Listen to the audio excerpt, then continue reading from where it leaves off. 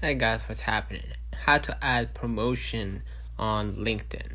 Okay, so first of all, what you need to do, go ahead and click on me at the top right here, and then hit view profile and point it out. Right? I'm pointing it out. So now what you're gonna do, just scroll a little bit down.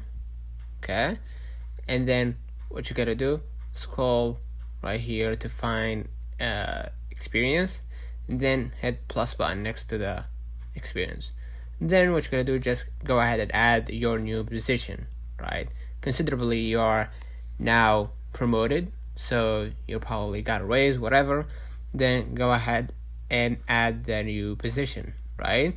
And employment type, full time, and then the company or organization, let's say YouTube, right? And then go ahead and add the start date and the year, right? And the location and location type, on-site, hybrid, or remote, and then add the description. Right here I got promotion, so and so. So now I'm video editor or strategist or liaison, whatever. And then go ahead and hit where did you find this job.